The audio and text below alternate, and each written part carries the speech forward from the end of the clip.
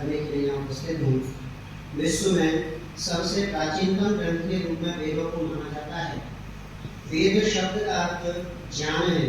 सृष्टि के आदि में मनुष्य के शारीरिक, सामाजिक, आध्यात्मिक विकास के लिए 4 विषयों अग्नि, वायु, आदित्य, अंगिरा को परमपिता परमेश्वर ने ऋग्वेद, यजुर्वेद, सामवेद, अथर्ववेद के रूप में इन 4 वेदों का पवित्र ज्ञान प्राप्त कराया था, जो बाद में ऋषि परंपरा में आगे बढ़ता रहा।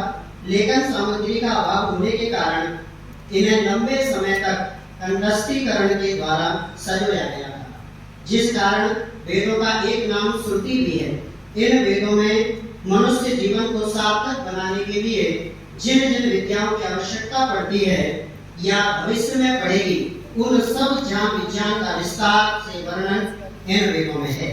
अथर्ववेद में 4 वेदों में से एक वेद है। यह वेद विभिन्न प्रकार के आध्यात्मिक और आयुर्वेदिक विज्ञान से संबंधित मंत्रों का संग्रह है। अथर्ववेद में शैली और विषयों की दृष्टि से आधुनिक वेदों से थोड़ी सी भिन्नता है। इनमें विभिन्न प्रकार के मंत्रों के माध्यम से रोग निवारण, उपचार और आयुर्वेदिक चिकित्सा के सिद्धांतों का वर्णन किया गया है। अथर्ववेद में आध्यात्मिक विचार, समाज की समृद्धि और यज्ञों की महत्वपूर्णता पर भी बल दिया गया है। अथर्ववेद में 12वें कांड के प्रथम सूक्त में पृथ्वी का विस्तार से वर्णन है, इसलिए इस सूक्त को पृथ्वी सूक्त भी कहा जाता है। इस सूक्त के ऋषि अथर्वा, देवता, भूमि और मंत्रों की संख्या इसमें 63 है। पृथ्वी को धारण करने के लिए सत्य, महत्ता, उग्रता, दीक्षा, तपस्या, ब्रह्म और यज्ञ की आवश्यकता होती है। जैसा कि पृथ्वी सूक्त के प्रथम मंत्र में ही कहा गया है, सत्यम अभृत उग्रम दीक्षा तपो ब्रह्म यज्ञः पृथ्वी धारयन्ति।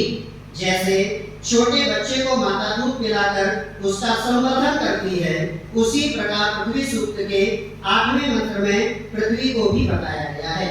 सृजताम माता पुत्राय में पया, वह हमारी माता तुल्य भूमि पुण्य स्थल पर मुझे दूध प्रदान करे। पृथ्वी सूक्त के 10वें मंत्र में मनुष्य को पृथ्वी का पुत्र और पृथ्वी को माता कहा गया है। माता, भूमि, पुत्रो अहम पृथिव्या उपसर्गा। 4 वेदों में अथर्ववेद का विशेष महत्व है और अथर्ववेद में पृथ्वी सूक्त अपने में खुद ही पृथ्वी माँ के महत्व को बताने में विशेष स्थान रखता है। आज भी हमारे समाज में धरती माँ को बहुत विशेष महत्व समझा जाता है, जिसकी मूल भावना वेदों में से ही निकली है। ये धरती माँ का जो शब्द है, हम जहाँ से भी इसको निकालते हैं, इसकी मूल भावना की जो उपज है, मातृत्व की जो भावना की उपज है, वो हमें वेदों में प्रदान की है। धन्यवाद।